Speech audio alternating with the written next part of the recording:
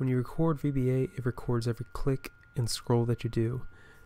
It's good practice to go back and remove some of those select statements so your code is a little more readable, and I'm going to show you a few tips on how to do that. So I'm just going to record a macro here. Very simple. Highlight the first three and highlight or bold the header, and then stop recording. Here's what was recorded. I'm just going to highlight it and keep it for a reference so we can compare at the end. And then I'm going to remove these comments, call this cleaned, and start. So here I have the first select statement and some activates. You can remove any activates that you see. You don't really need them unless you explicitly want a particular cell or range to be activated. So when we're looking at these selections now, whenever you record your macros, you'd see select followed by selection. Essentially, this selection is pointing at this reference here, which is just basically this object. So essentially, you can cut this out and just have the selection be the object that you want to work on. And that's the basic principle for removing selects. So you could apply that for all instances. There's no caveat to that. I'll do the same here. And this is going to run exactly how I want it to. But before that, I'll remove some other things that Excel does. So when you record a macro, Excel also records some defaults in there.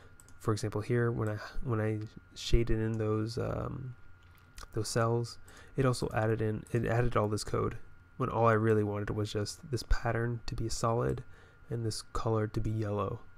All this other stuff I really don't need, and it's not going to affect anything if I delete it. And the way you know that is just by either reading the MSDN online about interior, or just playing around with it by going through and deleting those lines of code. So here now I have something that's considerably more cleaned up, and if I clear this out, the formatting, and then run it, it gets me exactly what I want, and that's without any of the selects. So before we end, there's one thing that is really, really important. Right now, if I select, let me just remove this formatting here. If I select another sheet and then run this macro, it's going to run on this sheet and not the sheet that I want it to run on. And why is that important? Because if this macro had any deletes, inserts, any sorting, anything like that, it will do it on a sheet, whatever sheet you run the macro from. So a way to get around that is by explicitly stating the sheet that you want it to work on. And you do that by putting sheets, the sheet name, and then a period. So if I clear out the formatting here and then run it again, you can see that it didn't highlight it here, and it highlighted in the sheet that I wanted it to work on. But for the header, it didn't, because I didn't specify that. So instead of rewriting this piece, I could actually put it in a with block. So with blocks, what they do is essentially help with reducing the amount of code that you have to rewrite. In this instance, all this code is basically in front of this period for both of these instances, all of this code. So if I want this to be in front of this, I'm going to have to modify this. I'm just going to put this in front of another with block. And the reason I'm doing that is because these two pieces need reference this piece, not just this piece.